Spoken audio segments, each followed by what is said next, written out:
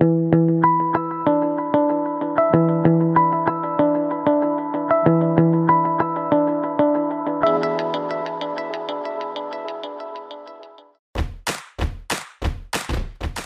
Vaillancourt est un grand artiste québécois engagé qui s'allie à plusieurs causes sociales.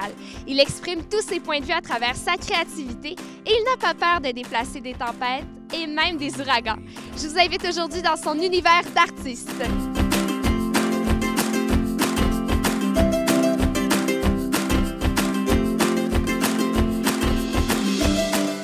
Armand, tu dénonces beaucoup à travers ton art. Par exemple, si je me reporte à plusieurs années, tu as réalisé le mur de la honte qui symbolise le mur de Gaza. Également la sculpture de la honte à Gatineau qui revendique une commission d'enquête sur les femmes autochtones. Et plus récemment, maintenant, tu finalises ton œuvre sur Michel Chartrand, le grand syndicaliste. Armand, ce qui me vient en tête, qu'est-ce qui te pousse à toujours vouloir créer des œuvres de si grande envergure à caractère social et politique?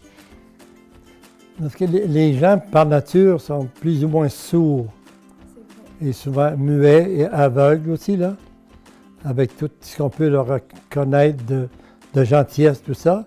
Alors, il faut créer, par exemple, dans des œuvres, une certaine dynamique explosive pour les prendre. Tu sais, c'est comme un appât. Tu n'avais pas le choix de... Oui, ça, pour bouger, tu sais. Bien, la force ouvrière, l'hommage à Michel Chartrand, c'est un bon exemple.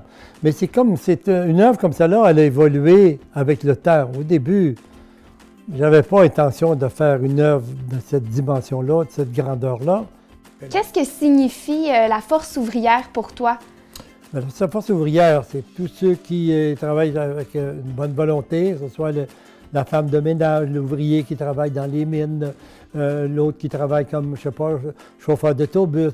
Mais tu rends vraiment hommage à toute la communauté dans tes oui, œuvres. c'est évident que c'est toute la communauté.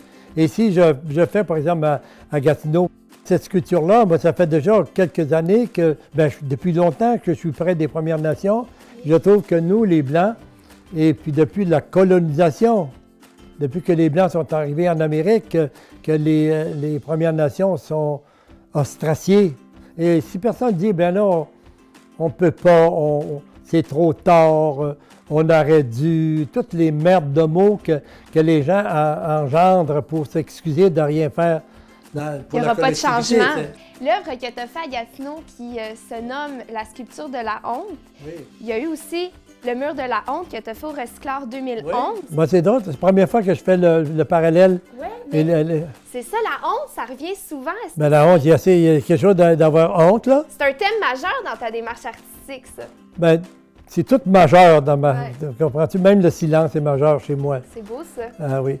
C'est qu'on n'a pas à crier tout le temps, mais des fois, il faut parler fort pour se faire comprendre.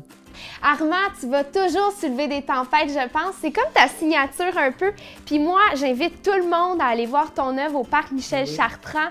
La force ouvrière, c'est complètement... c'est merveilleux, c'est grand à ton image, Armand. Armand Vaillancourt est sans aucun doute un personnage iconoclaste et c'est l'idole de plusieurs générations. C'est à travers toute sa créativité qu'il passe de nombreux messages forts et puissants, comme par exemple son œuvre La force ouvrière qui sera là pour des siècles et des siècles dans le parc Michel Chartrand à Longueuil. On vous invite à aller voir ça.